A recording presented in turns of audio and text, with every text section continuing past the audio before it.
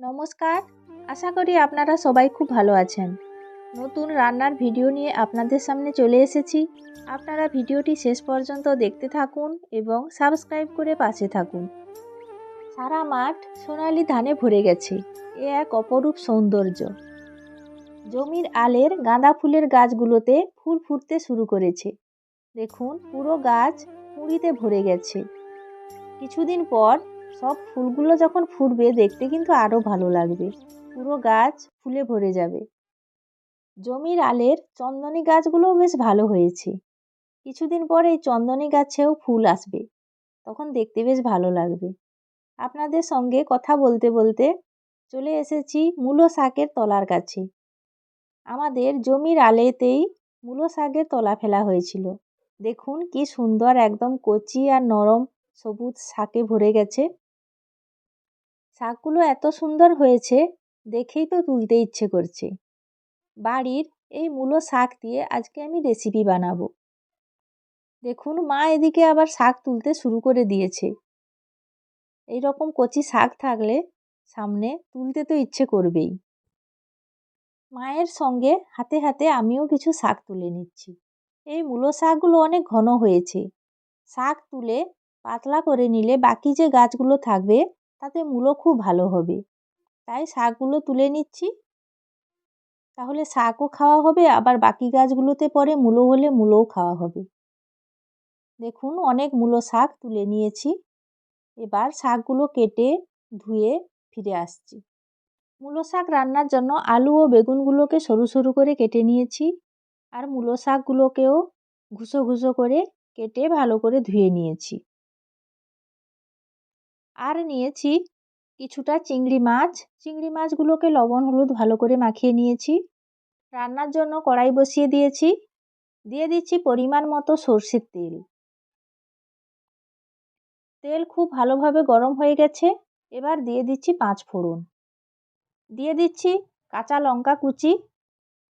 দিয়ে দিচ্ছি পেঁয়াজ কুচি। পেঁয়াজ কুচি দিয়ে মশলাটাকে কিছুটা কষিয়ে নিচ্ছি। পেঁয়াজ কিছুটা ভাজা হয়েছে, এবার দিয়ে দিচ্ছি হলুদের গুঁড়ো।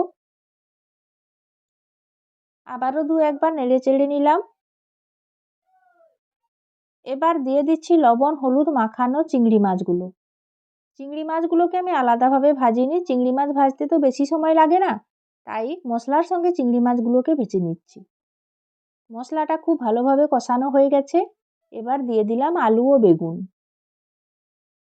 মশলার সঙ্গে নাড়াচাড়া করে আলু ও বেগুনগুলোকেও খুব ভালো করে কষিয়ে নিচ্ছি। দিয়ে দিচ্ছি পরিমাণ মতো লবণ। যেহেতু শাক রান্না হবে, পরিমাণে শাকটা কমে যাবে, তাই অল্প পরিমাণে লবণ দিলাম। এবার দিয়ে দিচ্ছি ধুয়ে রাখা মূলো শাক। শাকগুলো দিয়ে দিলাম। এবার ঢাকা লাগিয়ে দিচ্ছি, তাহলে শাক থেকে জল বেরোবে। 5 মিনিট পর ঢাকনা খুলে নিচ্ছি। দেখুন, শাক থেকে হালকা জল বেরোতে শুরু করেছে, আর শাকটাও অনেক কমে গেছে। এবার নাড়াচাড়া করে মশলার সঙ্গে শাকটাকে খুব ভালোভাবে মিশিয়ে নিচ্ছি। খুব ভালোভাবে নাড়াচাড়া করে নিয়েছি। দেখুন, শাক থেকে অনেকটা জল বেরোতে শুরু করেছে। দিয়ে দিলাম সামান্য পরিমাণে সর্ষে বাটা গোলা জল, তাহলে আলু বেগুন শাক সব কিছু ভালোভাবে সেদ্ধ হবে। এই রান্নাতে খুব বেশি পরিমাণে জল লাগবে না, অল্প পরিমাণেই জল লাগবে। জল দিয়ে আবারও একটু নাড়াচাড়া করে ঢাকা লাগিয়ে দিচ্ছি, তাহলে সবজিগুলো খুব ভালোভাবে সেদ্ধ হবে। 10 মিনিট পর ঢাকনা খুলে আবারও নাড়াচাড়া করে দিচ্ছি।